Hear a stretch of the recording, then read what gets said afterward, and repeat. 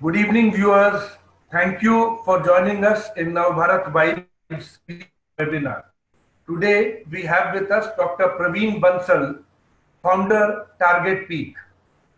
Good evening, sir, and a very, very warm welcome to you. Yeah, good evening. I, Vivek, will be your host. Welcome to the webinar organized by Navbharat Media Group on the topic Challenges and Future of Education Sector During and Post-COVID. Dr. Praveen Bansal started classes named as Target Educare for dental postgraduate entrance exam in 2004.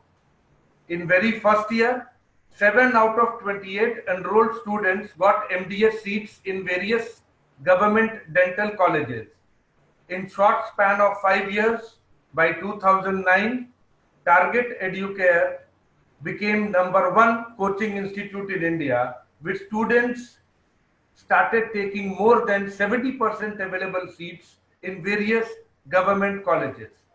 In 2016, when NEET UG was announced, Dr. Praveen Bansal studied the impact of NEET in Maharashtra and concluded that to get one more result from rural Maharashtra, first teachers should be trained.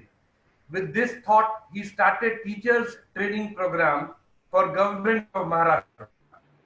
Some of the biggest educational trusts of Maharashtra like Rayat Shikshan Sanstha Satara, Maratha Vidya Prasarak Samaj Nasik, Swami Vivekanand Shikshan Sanstha Kolhapur, Marathwada Shikshak Prashashak Mandal Aurangabad, Shri Shivaji Education Society Amravati.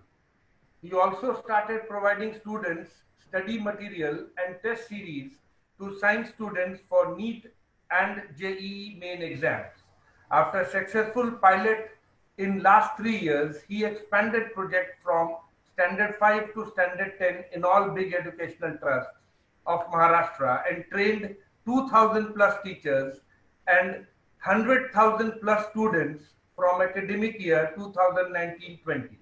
He plays a major role in motivating rural students to prepare and take various government scholarship exams.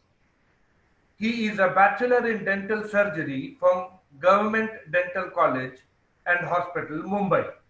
Over to you, sir. Yeah, thank you, Mr. Prasad. अभी जब हम लोग बात कर रहे हैं Covid की, तो कोविड में एजुकेशन सिस्टम पे मेजर इफेक्ट पड़ा है, सबको ये सब चीजें मालूम ही है। अभी हम लोग बात करते हैं रूरल सेगमेंट की। क्या है, बॉम्बे में हम लोग रहते हैं। बॉम्बे में लगभग जितने भी बड़े प्राइवेट स्कूल्स हैं, आईजीसीएसई, सीबीएसई, आईसीएसई, उन सब लोगों ने कुछ ना कुछ अपना ऑनलाइन स्टार्ट किया है। तो same thing, we are working mostly with rural educational trust. तो जब कोरोना आया तो I received call from Maratha Vidya Prasarak Samaj Nashik कि अगर हम लोग अपना कुछ ऑनलाइन क्लासेस स्टार्ट नहीं कर पाएंगे तो हमारे जो स्टूडेंट्स हैं वो ये सीबीएसई या जो इंग्लिश मीडियम स्कूल्स हैं उनके कंपेयर थोड़ा पीछे रह सकते हैं। तो immediately we accepted the challenge और विद इन 3 और 4 वर्किंग डेज हम लोगों ने class 10th and class 12th के लिए ऑनलाइन क्लासेस स्टार्ट करवा दी अपने प्लेटफॉर्म के ऊपर, जिसमें टीचर्स को लाइक एमवीपी नासिक के टीचर्स को ही हम लोगों ने ट्रेनिंग दी कि घर पे बैठ के विद लिमिटेड रिसोर्सेज, लैपटॉप पे, मोबाइल पे किस तरह से टीचर्स अच्छे लेक्चर्स बना सकते हैं, अच्छे वीडियो बना सकते हैं। और उन लेक्चर्स वीडियोस को हम लोगों ने मतलब टीचर्स को ट्रेनिंग दी, टीचर्स ने वीडियोस बनाए और उनको हमने अपने ऐप के द्वारा बच्चों तक पहुंचाना स्टार्ट किया। अब उसमें कुछ चीजें आई कि लाइक बच्चों को वीडियोस तो जा रहे हैं, बट अपना जो इंडिया का एजुकेशन सिस्टम है, जिसमें जब हम लोग बात करते हैं कि लाइक गवर्नमेंट या बाकी सब जहां पे ये जो लाइक ट्राइबल या जो रूरल स्टडी है जहां पे स्मार्टफोन नहीं है, नेट नहीं है, उनको कैसे दिया जाए, तो वहां पे हम लोग तरह तरह की गवर्नमेंट ऐप या टीवी चैनल के थ्रू शिक्षा पहुंचाने की कोशिश कर रहे हैं। लेकिन प्रॉब्लम ये आती है इस सिस्टम के अंदर, हमने भी वो कोशिश स्टार्ट किया अपने ऐप के थ्रू, लेकिन इंडिया का जो एजुकेशन सिस्टम है वो इनपुट मैकेनिज्म पे बेस्ड नहीं है, that all based on output mechanism. हम लोग कभी ये बात नहीं करते हैं कि हमने बच्चों को क्या सिखाया। हम लोग केवल एक ही चीज देखते हैं, रिजल्ट। हर साल बच्चों के एग्जाम होते हैं, unit test, annual exam, half yearly, final exam. Government तरह तरह के एग्जाम कंडक्ट करती है और उन एग्जाम्स के बेसिस के ऊपर ही सब जगह एडमिशन मिलते हैं। तो इस जो मैकेनिज्म था वीडियो लेक्चर डिलीवरी का, इसमें आउटपुट मैकेनिज्म नहीं था। तो हम लोगों ने इसके अंदर self assessment test, practicing, monitoring, ये सब सिस्टम कुछ डेवलप किया ताकि बच्चे टेस्ट के वीडियो अटेंड करने के बाद कुछ एमसीक्यूज भी सॉल्व करें। अब इसमें फिर एक और चीज आती है, आज जब हम लोग कभी भी कोई भी एजुकेशन इंस्टीट्यूट के अंदर मैनेजमेंट बच्चों से जब बात करता है, अपने टीचर से, कि कैसा चल रहा है ऑनलाइन सिस्टम, कैसा चल रहा है, जब भी हम लोग कहीं पे भी बात करते हैं सब जगह से एक ही जवाब आता है, ऑनलाइन सिस्टम अच्छा चल रहा है, बच्चे क्लासेस अटेंड करते हैं, रेस्पॉन्स अच्छा है, सब जगह से सेम आता है। बट क्या ग्राउंड लेवल पे ये पॉसिबल होता है?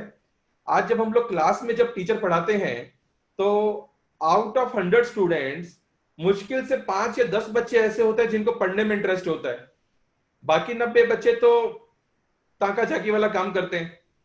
तो यहां पे ऐसे हमने किया कि अब इसके ऑनलाइन के तो ये कंट्रोल करना और भी मुश्किल है। तो हम लोगों ने क्या चालू किया कि लेक्चर के साथ ही जो टीचर लेक्चर में पढ़ा रहा है साइमल्टेनियसली उसके ऊपर कुछ क्वेश्चन भी पूछे जाएं इमीडिएटली आफ्टर द एग्जाम। अब इसमें एक और चैलेंज आ गया कि इंटरनेट कनेक्टिविटी, जो सब जगह अपना मेजर चैलेंजेस हैं। बॉम्बे में अपने को इंटरनेट कनेक्शन फिर भी बॉम्बे पुणे जैसी सिटीज में मैनेज हो जाता है, बट रूरल इंटीरियर्स में तो बहुत बड़ा चैलेंज है। तो हमने कहा कि चलो भाई ठीक है, अभी लाइव लेक्चर्स तो चलो पॉसिबिलिटी नहीं है, चलो उसको हम लोग रिकॉर्डेड फॉर्म में ही देते हैं। तो ऐसे कुछ चीजें करके हम लोगों ने ये शो चालू किया और लगभग उनके there 20,000 students in class 10th and 12th। Out of 20,000 students लगभग 10,000 बच्चों ने रेगुलरली हमारे ऐप के ऊपर बच्चों की पढ़ाई की, जो एक काफी अच्छा हमें फिगर मिला। जो हम लोग बोलते हैं कि रूरल एरिया में पेनिट्रेशन नहीं है, लेकिन हमने देखा कि अगर 20,000 का जो पायलट था हमारे पास, उसमें से लगभग 10,000 बच्चे रेगुलरली लेक्चर अटेंड कर रहे थे। अब ये जो बच्चे अटेंड कर रहे हैं इनको क्या प्रॉब्लम आई? Internet connectivity. जो मोस्ट ऑफ द स्टूडेंट्स, एक तो इंटरनेट कनेक्टिविटी अच्छी नहीं है, और दूसरा ये मोस्ट ऑफ द स्टूडेंट्स अपने प्रीपेड मोबाइल कनेक्शंस यूज करते हैं। दिन का 1 से 1.5 GB का इनका प्लान रहता है। अब डेली 1 GB 1.5 GB, अब आप लोग यूट्यूब या व्हाट्सएप या किसी भी फॉर्म में वीडियोस पहुंचाते हैं ऐप के थ्रू, तो 500-700 MB डेटा तो बच्चे का एवरेज वैसे यूज हो जाता है। तो बच्चे का अगर डेटा ही नहीं मिल रहा है, आपने के पास बच्चे के पास स्मार्टफोन है, इंटरनेट कनेक्टिविटी भी है, लेकिन उसके पास डेटा पैक ही नहीं है। अब डेटा पैक ही नहीं है तो वो बच्चे अटेंड कैसे करेंगे? क्योंकि जहां भी हम लोग बात करते हैं केवल एबिलिटी ऑफ स्मार्टफोन की कनेक्टिविटी की बात करते हैं, लेकिन तीसरा एक मेजर रोल आता है डेटा पैक का, क्योंकि वो जो पब्लिक है जो प्रीपेड कार्ड नंबर यूज करती है उनके पास डेटा कनेक्टिव पैक ही नहीं है, बच्चे अटेंड कैसे करेंगे? अब ये जितने भी मैंने लास्ट 15-20 दिन, महीने भर में जितने भी वेबिनार एक्टिविटीज देखी हैं, ऑब्जर्व किया है कि कोई इसके ऊपर बात ही नहीं करता है।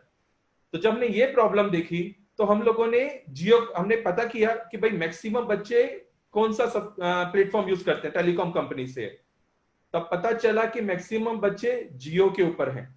तो हम लोगों ने जियो को अप्रोच किया कि जियो क्या ये रूरल स्टूडेंट्स के लिए कुछ बेनिफिट दे सकती हैं। देन जियो में हमारा लगभग 1.5 महीने डिस्कशन चला सीनियर मैनेजमेंट के साथ में, and they accepted they are ready to help this rural students. और हम लोगों ने उनके साथ टाई अप किया, it's like some sort of exclusive tie up, जिसमें ये जो rural students target peak app के ऊपर पढ़ाई कर रहे हैं, इन सबको Jio daily 500 MB data free दे रहा है। ये जो जियो ने जो ऑफर किया है मतलब डेटा का, ये एक एजुकेशन ग्रुप को specially targeting for supporting rural students, इस टाइप का मैकेनिज्म पूरे एजुकेशन सेक्टर में पूरे इंडिया में कोई भी नहीं दे रहा। तो I am very thankful to Jio management जो उन्होंने रूरल बच्चों के सपोर्ट के लिए ऐसा एक्शन लिया, इस तरह से बच्चों को डेटा सपोर्ट देना चालू किया। तो अभी जिनके पास स्मार्टफोन नहीं है या नेट मतलब कनेक्टिविटी का इश्यू, वो तो ठीक है, लेकिन जिनके पास है उनको यहाँ पे कोई चैलेंज नहीं आना चाहिए, इस तरह से हम लोग प्रयास कर रहे हैं। अब इसका लॉन्ग टर्म किस तरह से जा सकता है? साइकेट्रिस्ट या मतलब बोलते हैं कि किसी को अगर कोई चीज की हैबिट डालनी है, आदत डालनी है, तो 21 दिन का समय चाहिए होता है। अगर आज कोई भी पर्सन लगभग 21 दिन तक सेम एक्टिविटी करेगा तो उसकी वो हैबिट में कन्वर्ट हो सकता है। तो आने वाला टाइम, बिकॉज अभी ये एक 20 दिन 21 दिन की बात ही नहीं रही है, 3 महीना 4 महीना, हो सकता है 6 महीने तक ये बच्चे ऑनलाइन पढ़ने में लग जाएं। अब जब ये 5-6 महीने के बच्चे ऑनलाइन पढ़ाई करेंगे तो शायद आने वाला जो टाइम है वो पूरा टेक्नोलॉजी पे ही आने वाला है, और कहीं ना कहीं ऑफलाइन और ऑनलाइन दोनों का एक हाइब्रिड मॉडल बनेगा और लॉन्ग टर्म में वही सस्टेन कर पाएगा। केवल ऑनलाइन पे नहीं चलने वाला है, बिकॉज जो दिल का रिश्ता जो होता है टीचर्स का और बच्चों का, वो ऑनलाइन सिस्टम में पॉसिबिलिटी नहीं है। बॉन्डिंग, बच्चों को जो कंफर्ट आता है डाउट पूछने के लिए, बिकॉज जब तक डाउट नहीं पूछेगा लूप कंप्लीट नहीं होता है, तो वो ऑफलाइन में ही पॉसिबल है।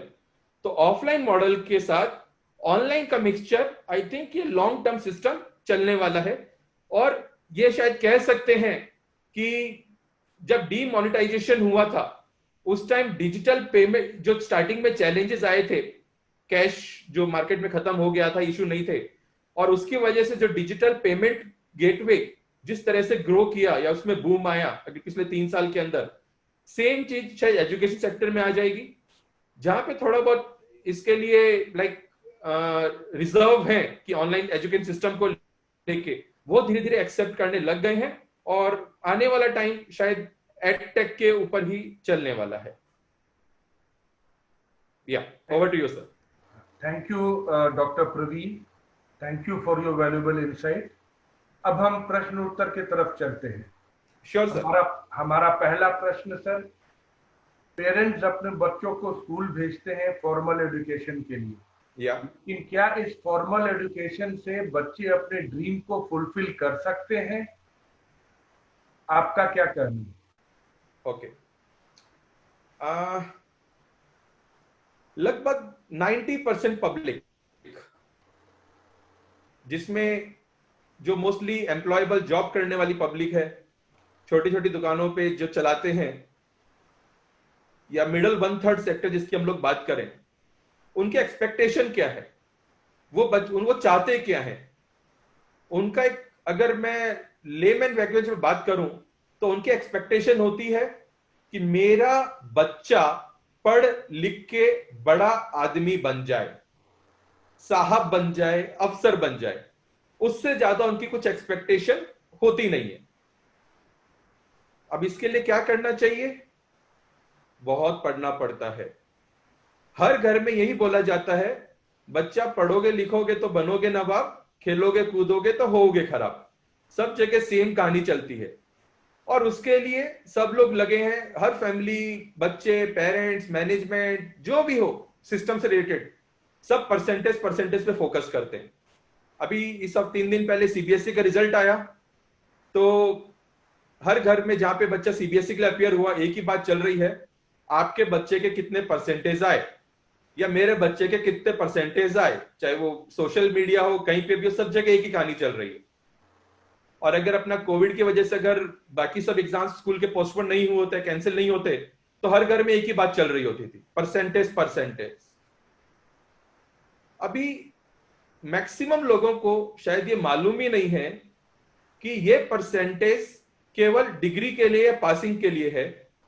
बच्चे का भविष्य बनाने में इसका कोई मेजर रोल नहीं है। आज एक मिडिल क्लास आदमी, उसको गवर्नमेंट से क्या चाहिए अपने बच्चे को लेके? 3 चीजें। नंबर 1, जब बच्चा स्कूल में है तो गवर्नमेंट की स्कॉलरशिप चाहिए, जिसमें महाराष्ट्र गवर्नमेंट, सेंट्रल गवर्नमेंट या सब स्टेट गवर्नमेंट अपने अपने एग्जाम कंडक्ट करती है। तो भाई मेरे बच्चे को सरकार से कुछ स्कॉलरशिप मिल जाए, पैसा मिल जाए। पढ़ाई पूरी हो गई, 12th पास हो गई, तब गवर्नमेंट से क्या चाहिए? गवर्नमेंट के जो प्रोफेशनल कॉलेजेस हैं उसमें एडमिशन चाहिए। चाहे वो डॉक्टर बनना है, इंजीनियर बनना है, chartered accountant, lawyer, hotel management, fashion designing, travel tourism, whatever, किसी भी चीज में गवर्नमेंट प्रोफेशनल कॉलेज में एडमिशन चाहिए। उसके बाद बच्चे की पढ़ाई पूरी हो गई, ग्रेजुएशन पोस्ट ग्रेजुएशन हो गया, तब सरकार से क्या चाहिए? नौकरी चाहिए। नौकरी में क्या लगता है? एग्जाम लगते हैं, परसेंटेज के ऊपर एडमिशन मिलता नहीं है। MPSC, SSC, UPSC, railway, banking, talathi, police constable, what आप नाम लेते जाइए, सब जगह एग्जाम आते हैं। मतलब class 5th Maharashtra government scholarship exam से लेके आपको अगर कलेक्टर बनना है तो यूपीएससी एग्जाम देना पड़ेगा। परसेंटेज, पूरे शो के अंदर परसेंटेज जस्ट एक मिनिमम क्वालिफाइंग क्राइटेरिया है। तो फिर हम लोग परसेंटेज के पीछे भागते क्यों हैं?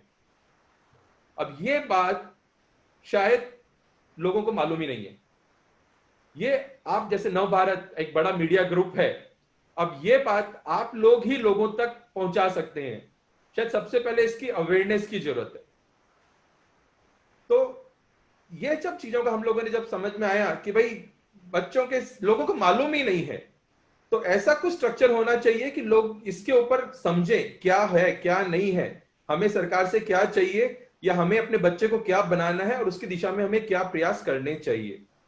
तो ये एक बहुत बड़ा गैप है जो मुझे लगता है कि केवल मीडिया हाउस, जैसे आप जैसे मीडिया हाउस हैं, वो लोग ही ये गैप को पूरा कर सकते हैं, अदरवाइज दूसरा कोई नहीं। और इसकी शुरुआत शायद हो चुकी है, देखते हैं।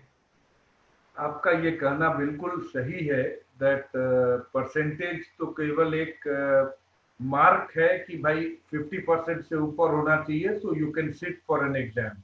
लेकिन एक बार वो परसेंटेज क्रॉस कर जाता है तो फिर परसेंटेज की मापदंड बिल्कुल खत्म हो जाती है, और बच्चों को कॉम्पिटिटिव एग्जाम के लिए क्या पढ़ना चाहिए, कैसे पढ़ना चाहिए, इस पर जोर लगाना चाहिए। ये आपका कहना बिल्कुल एकदम सही है, और शायद आप टारगेट पीक के थ्रू यही टारगेट करते होंगे। हमारा नेक्स्ट प्रश्न, टारगेट पीक आपने स्टार्ट किया तो बच्चों के ड्रीम्स को फुलफिल करने के लिए ये कैसे मदद करता है? हम लोगों ने क्या किया है कि एक अपना सो कॉल्ड प्राइवेट बोर्ड जैसा मैकेनिज्म बनाया है, जो कि हम लोग जो अपना गवर्नमेंट का जो करिकुलम है, सिलेबस है, उसके कॉम्प्लीमेंट्री या सप्लीमेंट्री फॉर्म में रन कर रहे हैं। गवर्नमेंट का करिकुलम चाहिए, उसको हम लोग इग्नोर नहीं कर सकते, बिकॉज वो सबके लिए है। लेकिन अगर किसी बच्चे की या पेरेंट्स की एक्स्ट्रा एक्सपेक्टेशन है और साथ में वो हमारा करिकुलम भी फॉलो करता है, तो वो जितने भी, जैसे हमने बात की क्लास 5 से लेके आगे सरकारी नौकरी तक, जितने भी कंपटीशन एंट्रेंस एग्जाम आएंगे सबको हम लोग कवर कर लेते हैं। हमारा करिकुलम कोई पर्टिकुलर किसी एग्जाम स्पेसिफिक नहीं है, वे लॉयर बनना है, डॉक्टर बनना है, सरकारी नौकरी, कुछ नहीं।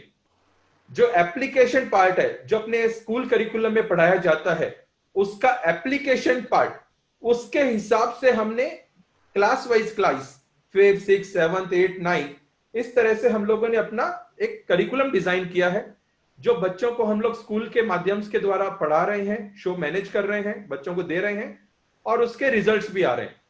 मतलब अगर मैं सबसे पहले बात करूं, जिन स्कूलों में हम लोग ये प्रोजेक्ट रन कर रहे हैं, 2019 और 2020 जहां जहां हमारा प्रोग्राम रन हुआ, वहां पे लगभग 43% स्टूडेंट्स, ज्यादा बच्चों ने महाराष्ट्र गवर्नमेंट स्कॉलरशिप एग्जाम का फॉर्म भरा।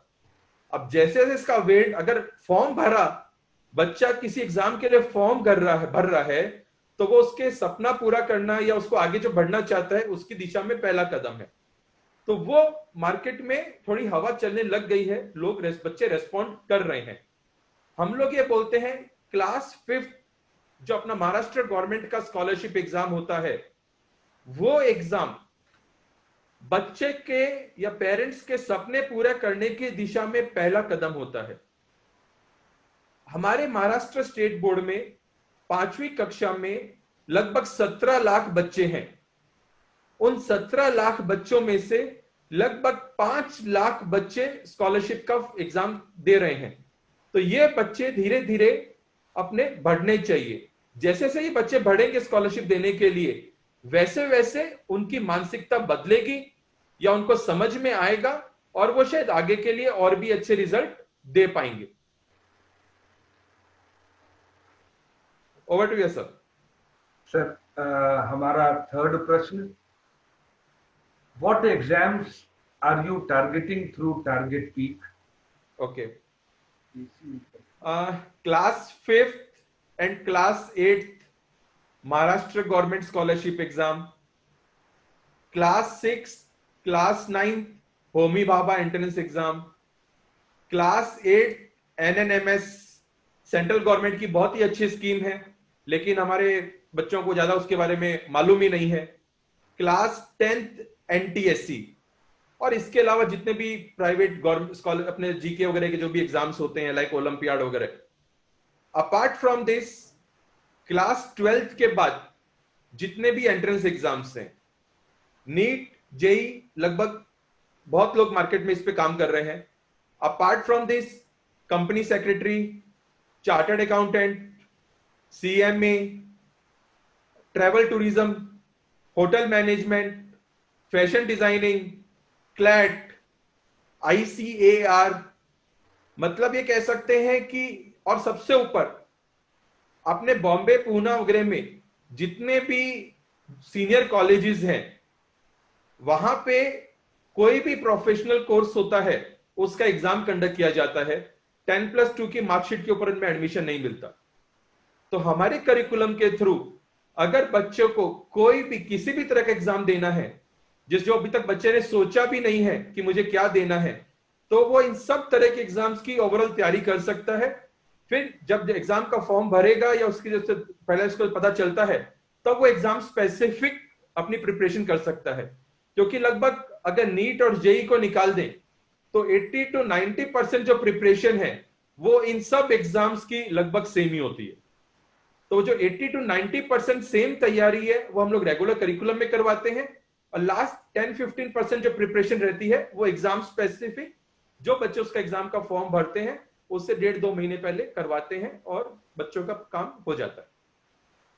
सर, तो एक मेरा प्रश्न था कि आप स्कूल से या कॉलेज से टाई अप करते हैं और उनके क्लासेस के साथ पैरेलली रन करते हैं, या जैसे बच्चा क्लास 7th में पढ़ रहा है तो वो क्लास 7th में अटेंड स्कूल भी करेगा और फिर स्कूल में ही आपकी प्रोविजन रहती है पढ़ाने की, या अलग से उसको वहां जाना पड़ता है? इसमें हम लोग करते क्या है, टीचर्स लाइक अगर सपोज करो एक मैथ्स का टीचर है, या इंग्लिश का एग्जांपल देता हूं, इंग्लिश का एक टीचर है जो 15 साल 20 साल से इंग्लिश पढ़ा रहा है क्लास में, स्कूल में, उनको सबको इंग्लिश आती है। हम लोग उनको क्या करते हैं, ये जो एग्जाम्स में जो इंग्लिश के क्वेश्चंस आते हैं एप्लीकेशन पार्ट, उसके महीने में एक दिन जाके टीचर्स को ट्रेनिंग दे देते हैं। भाई 15 घंटे अगर महीने में इंग्लिश पढ़ाया जाता है स्कूल में, तो उसके ऊपर 2.5 से 3 घंटे का हम लोग टीचर्स को इनपुट देते हैं कि भाई ये चीज अगर आप बच्चों को थोड़ा सा और पढ़ाएंगे तो बच्चे का मार्क्स तो आप पढ़ाते हैं उससे मार्क्स तो आ ही जाएंगे, बट अगर इसको थोड़ा सा पढ़ाएंगे तो बच्चे को ये सब एग्जाम्स की तैयारी हो जाएगी। तो अभी जब स्कूल में रिकमेंडेड पीरियड होता है 35 मिनट का स्कूल के अंदर, तो हम लोग टीचर्स को बोलते हैं कि आप एक काम करिए, 35 मिनट के पीरियड में 30 मिनट आपका जो सिलेबस है स्कूल का वो 25 से 30 मिनट में वाइंड अप करिए, और लास्ट 5 से 10 मिनट में उसके ऊपर जो अप्लाइड क्वेश्चंस ये जो एग्जाम्स में पूछे जाते हैं वो करवा दीजिए। तो हम लोग ये स्कूल के टीचर्स के थ्रू ही प्रोग्राम रन करने की कोशिश कर रहे हैं। अब इसमें होता क्या है, कम कॉस्ट के अंदर, बहुत ही कम कॉस्ट के अंदर बच्चों को डिलीवरी हो जाती है, और ये पूरा जो एजुकेशन सिस्टम है इसमें टीचर सबसे बड़ा बोटलनेक है। हम लोग, क्योंकि जब हम लोग पिरामिड के बेस तक पहुंचना है तो अपने IIT के टीचर का नाम लेके, एम्स के टीचर का नाम लेके वहां तक नहीं पहुंच सकते, हमें रूरल टीचर्स को तैयार करना पड़ेगा। आज एक अच्छा टीचर 1000 बच्चों को पढ़ा लेगा, लेकिन अगर आपने 100 टीचर्स तैयार किए तो शायद वो 1 लाख बच्चों तक पहुंचा पाएंगे। तो उस तरीके से हम लोग शो रन कर रहे हैं, और उसके बाद बिकॉज ये सब बच्चों को एक्चुअल एग्जाम देने की प्रैक्टिस होनी चाहिए, तो हम लोगों ने ऐसा सिस्टम डेवलप किया है जिसमें ये जो हर महीने इन बच्चों का एग्जाम भी लेते हैं, इस सिलेबस के मॉक एग्जाम भी लेते हैं, जो संडेज को या शाम को कंडक्ट नहीं होते हैं। बच्चों को ऊपर, पेरेंट्स पे, मैनेजमेंट पे एक्स्ट्रा बर्डन नहीं आता है। हर महीने 3 पीरियड स्कूल के सिस्टम से निकाले जाते हैं। मतलब अपना 8 महीने स्कूल चलता है तो 24 पीरियड सिस्टम से निकाले जाते हैं, और ऐसे हर महीने 3-3 पीरियड के अंदर एग्जाम होता है। तो question paper, OMR sheet, attendance sheet जो भी हम लोग स्कूल तक भेज देते हैं, स्कूल में एग्जाम कंडक्ट किया जाता है। और उसके बाद हम लोगों ने ऐसा इंफ्रा सिस्टम डेवलप किया है कि लगभग वन वर्किंग डे के अंदर हम लोग 1.5 लाख बच्चों का रिजल्ट प्रोसेस करके दे देते हैं, और हर बच्चे के मोबाइल में उसकी ओएमआर शीट पहुंचा देते हैं। तो उस लेवल का हम लोगों ने टेक इसके पीछे बिल्ड किया हुआ है।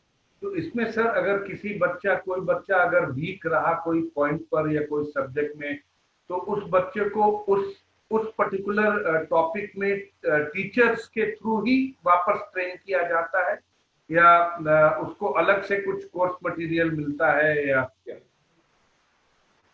पहली कोशिश हमारी ये रहती है इसमें कि बच्चों को कुछ भी इशू आते हैं, चैलेंज आते हैं, तो स्कूल के जो टीचर्स हैं वही उनकी हेल्प कर दें।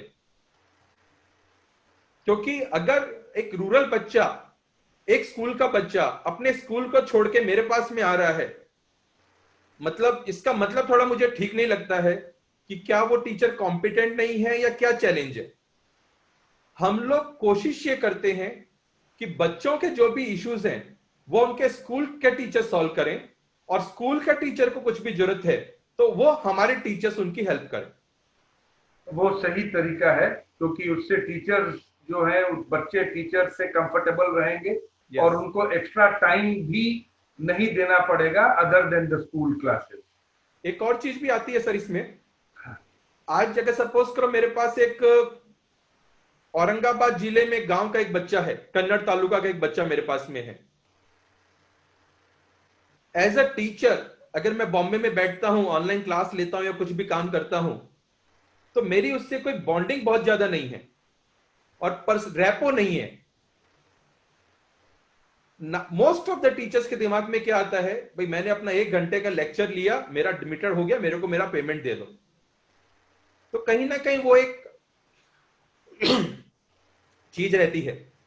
लेकिन कन्नड़ गांव का अगर लोकल टीचर हुआ तो उसका एक पर्सनल रिलेशन भी है। बच्चे के मम्मी या पापा रात शाम को बाजार में मिलके पूछ लेंगे मेरा बेटा कैसा कर रहा है तो मुझे क्या देना है। मैं साल भर बोलता रहूंगा बच्चा बहुत अच्छा है और रिजल्ट में अच्छा नहीं हुआ तो मैं पेरेंट्स को क्या मुंह दिखाऊंगा, क्या जवाब दूंगा। तो कहीं ना कहीं वो चीज बीच में आ जाती है। तो अगर हमारा यही मानना है, अगर हमें ओवरऑल एजुकेशन सिस्टम को अगर ऊपर लेके जाना है तो हमें अपने टीचर कम्युनिटी जो है सिस्टम के अंदर उसको कॉन्फिडेंस में लेना पड़ेगा, उनको साथ में लेना पड़ेगा, और वो अगर तैयार होंगे तभी हम लोग इंडिया में एजुकेशन सिस्टम में रेवोल्यूशन लेके आ सकते हैं। बिल्कुल। बॉम्बे में स्टूडियो में बैठ के हम लोग एजुकेशन सिस्टम में रिजल्ट दिखा सकते हैं, होर्डिंग वाली फोटो दिखा सकते हैं, पर रिवोल्यूशन नहीं लेके आ सकते। बिल्कुल sir. Which classes are you covering through target peak? किन किन क्लासेस को कवर करते हैं? As on today class 5th से लेके क्लास 10th अपना school section, 11th 12th science majorly, और कॉमर्स और आर्ट्स में जिन बच्चों को आगे कुछ नौकरी चाहिए या प्रोफेशनल एग्जाम देना है, तो फिर भी मोटा मोटा बात करेंगे तो क्लास 5th से लेके क्लास 12th तक सब बच्चों के लिए हम लोग सर्विसेज या इस टाइप के कोर्सेज प्रोवाइड कर रहे हैं। और किस किस सब्जेक्ट्स को आप कवर करते हैं for school for 5th to 10th? Okay, सबसे पहले हमारा मेन फोकस है mental ability, intelligence. Class 5th class 8th में गवर्नमेंट स्कॉलरशिप एग्जाम होता है, उसमें 50% question mental ability, 33% question mental ability के हैं। क्लास 8th में सेंट्रल गवर्नमेंट का एनएनएमएस स्कॉलरशिप एग्जाम है, क्लास 10th का एनटीएससी गवर्नमेंट स्कॉलरशिप एग्जाम है।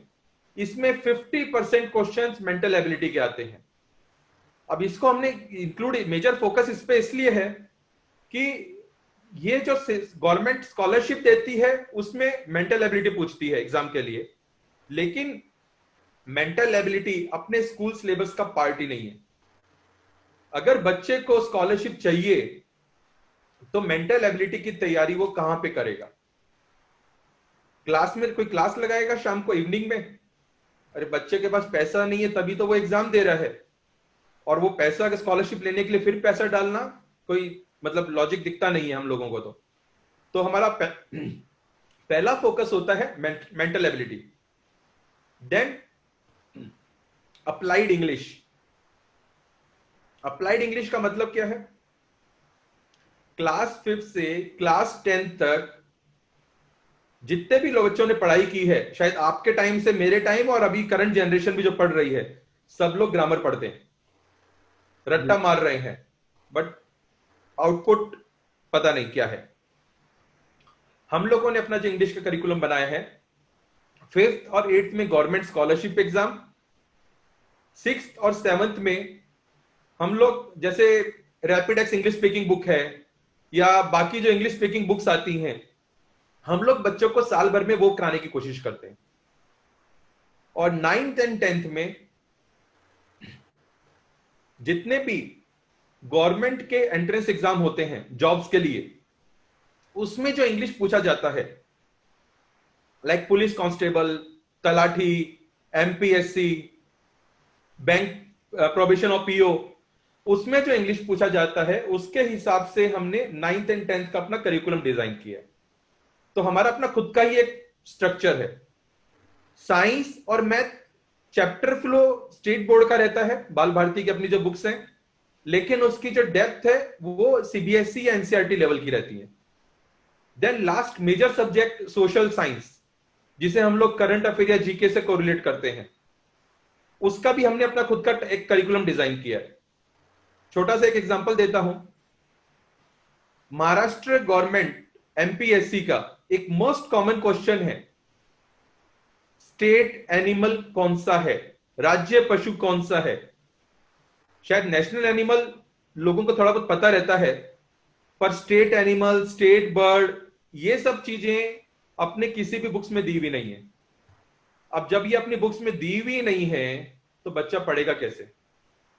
अभी अपना नव भारत अपना मीडिया ग्रुप है, आप लोगों ने एक जीके का पेपर बनाया।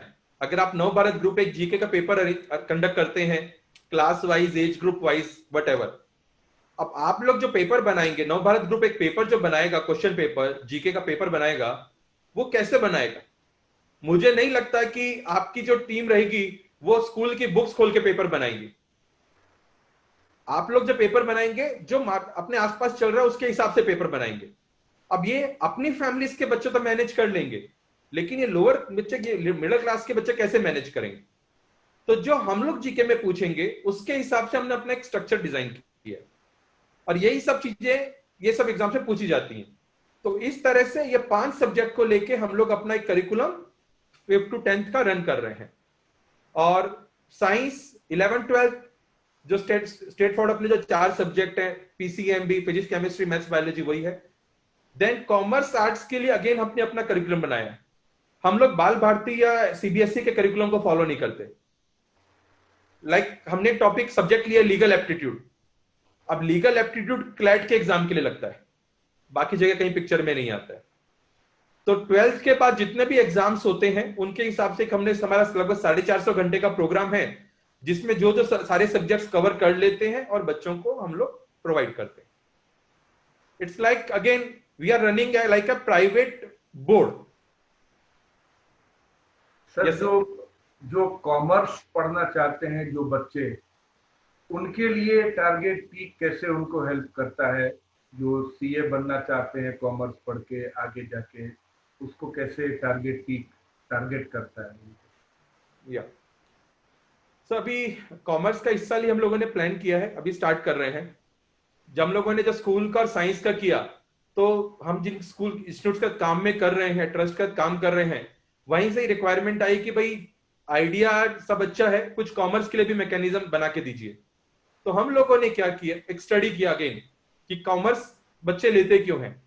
तो हमको एक ये आइडिया लगा कि 90% स्टूडेंट्स या मोर देन 90% स्टूडेंट जो अभी कॉमर्स ले रहे हैं, उनको केवल पढ़ने के लिए कॉमर्स, मतलब उनको आगे पढ़ना है इसके लिए कॉमर्स लेते हैं, कोई उसके अलावा उनका कुछ दिमाग में और कुछ ज्यादा आइडिया होता नहीं है। और दूसरा लोगों को मालूम भी नहीं है कि इसके बाद ऑप्शंस क्या है, कैरियर ऑप्शंस क्या है। ज्यादा था सीए या सीएस, तीसरा ऑप्शन हार्डली लोगों को पता है। तो हम लोगों ने क्या किया, कॉमर्स और आर्ट्स के हिसाब से जितने भी तरह के एंट्रेंस एग्जाम्स होते हैं इंडिया के अंदर, जितने भी तरह के एग्जाम्स होते हैं वो, और प्राइवेट कॉलेजेस के जो बड़े एग्जाम है उसके हिसाब से करिकुलम डिजाइन किया, और उसमें थोड़ा जॉब का फ्लेवर डाला कि आज अगर जो अपना रूरल स्टूडेंट है, उसने 11th-12th कॉमर्स किया है या बीकॉम में अगर एडमिशन लिया है, अब अगर उसको नौकरी के लिए अगर कहीं पे अप्लाई करता है एज अ क्लर्क, जो 12-15 हजार 20 हजार के सामान्य नौकरी के लिए, तो उसके पास थ्योरेटिकल नॉलेज तो होता है पर प्रैक्टिकली कुछ उसको आइडिया होता ही नहीं है। तो हमने एक ऐसा स्ट्रक्चर डिजाइन किया है, 450 घंटे का लगभग प्रोग्राम है, जो बच्चा आइदर 12th में 1 साल में या 11th-12th में 2 साल में अगर पूरा कर लेता है, तो उसके बाद पहली चीज उसको यह पता चलेगा कि कॉमर्स के बाद ऑप्शंस क्या है, बच्चा कॉमर्स में आगे क्या क्या कर सकता है, और एज पर उसके मतलब जो इच्छाएं हैं या सपने हैं उसके हिसाब से वो आगे प्रोफेशनल एग्जाम दे सकता है। अब इसमें छोटा सा एग्जांपल ही देता हूं मैं आपको। क्लैट, लॉयर बनने के लिए क्लैट का एग्जाम होता है। अपने बॉम्बे में वकीलों की कमी नहीं है, अपने हाई कोर्ट के बाहर जाएंगे तो लाइन लगी हुई है, बहुत ही लंबी लाइन है, लेकिन बॉम्बे से 100 किलोमीटर दूर आप कहीं पे भी निकल जाइए इंटीरियर में, एक भी वकील 10 साल पहले भी वकील नहीं था और आज भी नहीं है। बिकॉज वकील बनने के लिए एक एग्जाम होता है और उसको में क्या ये पूछा जाता है, किसी को मालूम ही नहीं है। तो हमारा करिकुलम बोलता है अगर बच्चे ने हमारा करिकुलम फॉलो किया तो वो वकील के पहली बात उसको पता चलेगा कि वकील बनते कैसे हैं, देन वकील बनने के लिए तैयारी कैसे क्या की जा रही है, और उसका फॉर्म भरना और आगे का जो पूरा प्रोसेस है। तो इस तरह से हम लोग मेजोरिटी ऑफ स्टूडेंट्स या मिडल 1/3 ऑफ स्टूडेंट्स को ये अवेयरनेस स्प्रेड कर रहे हैं कि ये स्कोप है। ट्रैवल टूरिज्म है, सेंट्रल गवर्नमेंट के ट्रैवल टूरिज्म के एक बॉडी है IITTM, जिसका हेड ऑफिस ग्वालियर में है। अब मेरे ख्याल से 99% बच्चे, अगर मैं अपने महाराष्ट्र की बात करूं तो 99% बच्चों को उस एग्जाम के बारे में उसके बारे में पता ही नहीं रहेगा। अब इसमें चैलेंज हो सकता है, आप कोई बोल सकता है कि भाई इसमें सीट्स इतनी नहीं होती, तो इतने बच्चों को तैयार करके फायदा क्या है, एक एक क्वेश्चन आ सकता है, बात सही है। लेकिन हम लोग इसमें क्या कर रहे हैं, रूरल बच्चों को कंपटीशन में लाने की कोशिश कर रहे हैं, मेन लाइन में लाने की कोशिश कर रहे हैं। ऐसा नहीं है कि रूरल में टैलेंट नहीं है, उन बच्चों को अवेयरनेस ही नहीं है, उनको एक्सपोजर नहीं मिलता। अगर उनको हम लोग मेन स्ट्रीम, अपना जो मेन एजुकेशन स्ट्रीम में लाएंगे, तो हो सकता है वहां पे इससे भी अच्छा टैलेंट निकल के बाहर आए। तो हम लोग उनको एक्सपोजर देने की कोशिश कर रहे हैं। और इसको अगर मैं एक एग्जांपल फॉर्म में कवर करूं, जब हम लोग बात करते हैं कि गूगल, माइक्रोसॉफ्ट, इन सब में जो चलाने वाले जो मेन लोग हैं इंडियंस हैं, तो बात सही है वो इंडियन है, पर उनकी इनिशियल स्टडीज इंडिया में हुई है, पर आगे की स्टडी उन्होंने वहां जाके की है, अमेरिका जाके की है। तो उनको एक्सपोजर मिला है, इसके लिए वो उस जगह पे पहुंच पाए हैं। तो सेम थिंग, जब हम लोग रूरल बच्चों को अगर एक्सपोजर देंगे, उनको वो प्लेटफॉर्म प्रोवाइड करेंगे, तो हो सकता है आने वाले कुछ सालों के अंदर उनके बच्चे भी हमारे यहाँ पे सर्विस देना स्टार्ट कर पाए। सर, ये टारगेट पीक के कोर्सेज जो करते हैं उसमें टेक्नोलॉजी कितना रोल प्ले करता है? सॉरी सर, टारगेट पीक की जो प्रोग्राम है उसमें टेक्नोलॉजी कितना रोल प्ले करता है इसको सक्सेस करने के लिए? सर, टेक्नोलॉजी का ही सबसे बड़ा रोल है। अगर हमें स्केल अप करना है, मैक्सिमम बच्चों तक चीजें पहुंचानी है, तो टेक्नोलॉजी लगती है। अभी इसमें वीडियो लेक्चर्स भी हम लोग स्टार्ट किए, वीडियो लेक्चर्स हैं, प्रैक्टिस क्वेश्चन बैंक है, डाउट सॉल्विंग है, स्टडी मेटेरियल है, सब इसी में प्रोवाइड कर रहे हैं। अब इसमें 2-3 एग्जांपल देता हूं टेक्नोलॉजी के। अगर स्टूडेंट कभी डाउट पूछता है हमारे ऐप के ऊपर आके, जैसे कभी भी, अब हर टीचर हर टाइम तो लाइव नहीं रह सकता है, तो टीचर्स को नोटिफिकेशन आ जाता है कि ये स्टूडेंट ने इस टॉपिक में, इस चैप्टर में डाउट पूछा है। टीचर उस टाइम ऐप करके डाउट के रिप्लाई कर देते हैं। हर महीने जितने भी अपने एग्जाम हैं उसमें से majority of exams offline conduct होते हैं, जिनकी ऑनलाइन प्रैक्टिस देके कुछ पर्पस आने वाला नहीं है, क्योंकि बच्चों को ओएमआर शीट भरनी तो आनी चाहिए। तो हमने ऐसा सिस्टम डेवलप किया है कि अगर 5 लाख 10 लाख ओएमआर शीट भी हमारे पास में आती है तो हम लोग विद इन वर्किंग डे, एक दिन के अंदर उसका रिजल्ट प्रोसेस करके बच्चे ऐप के ऊपर अपना रिजल्ट देख सकते हैं, क्लास टीचर अपनी पूरी क्लास का, हेड ऑफ द इंस्टीट्यूट अपने पूरे इंस्टीट्यूट का, मैनेजमेंट अपने मल्टीपल इंस्टीट्यूट्स का रिपोर्टिंग देख सकते हैं कि हमारे बच्चे कौन से सब्जेक्ट में कैसा परफॉर्म कर रहे हैं, किस चैप्टर में कैसा परफॉर्म कर रहे हैं, क्लास लेवल पे, इंस्टीट्यूट लेवल पे, मैनेजमेंट लेवल पे, डिस्ट्रिक्ट लेवल पे, स्टेट लेवल पे हमारे बच्चे कहां पे परफॉर्म कर रहे हैं। क्या है कि हमारे पासिंग एग्जाम नहीं है, कंपटीशन एग्जाम है। मैटर ये नहीं करता कि मुझे कितना आता है, मैटर ये करता है कि मुझे बाकी बच्चों के कंपैरिजन में कितना आता है। तो जब तक मैं उसका बार बार इवेल्युएट नहीं करूंगा तब तक मुझे पता ही नहीं चलेगा कि मैं कितने पानी में हूं। तो हमारा जो मैकेनिज्म है वो एक दिन के अंदर ऐसा रिजल्ट बना के दे देता है।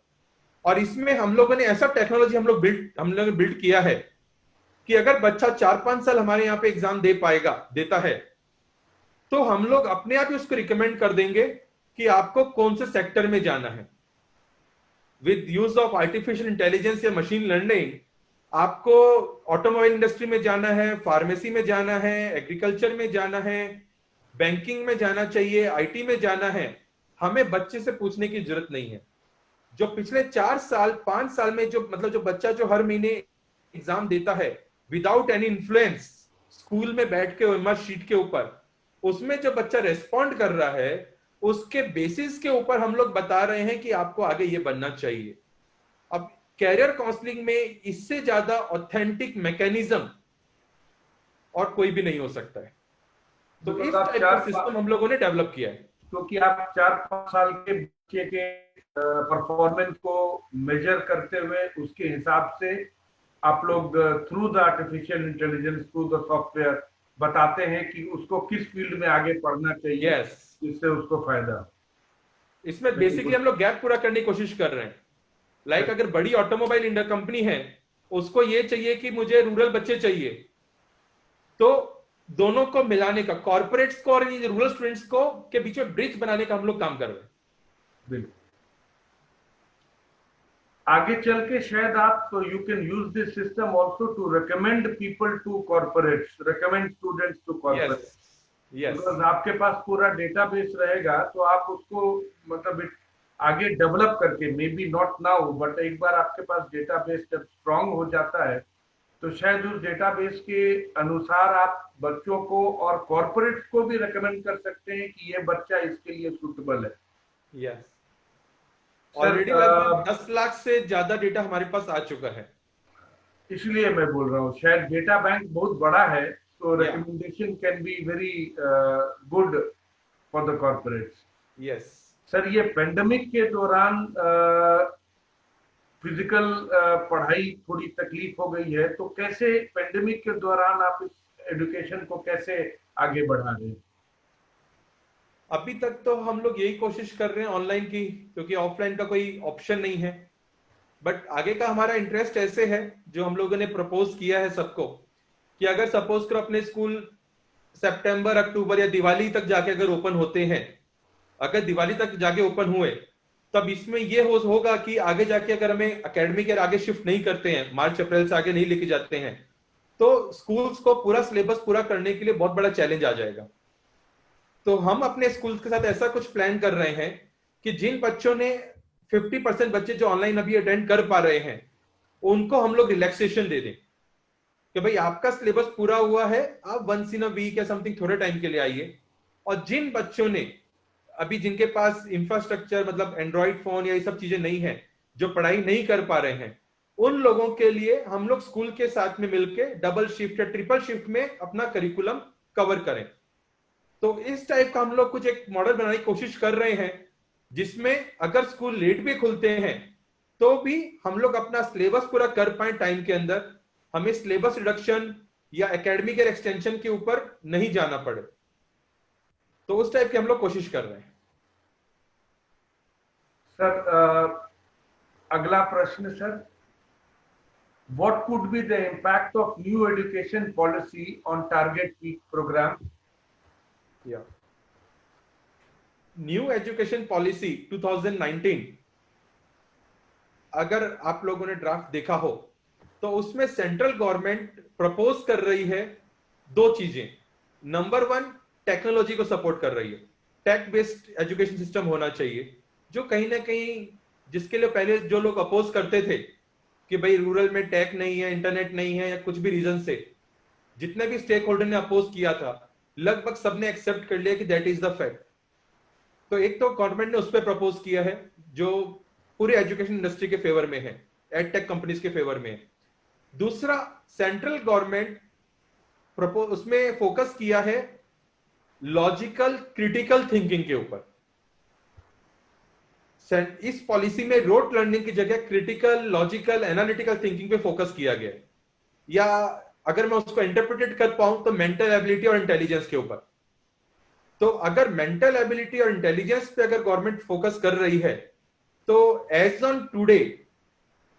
ऑन टुडे पूरी इंडस्ट्री में टारगेट पीक एकमात्र ऐसा एजुकेशन इंस्टीट्यूट है जिसने इस पे फोकस किया हुआ है।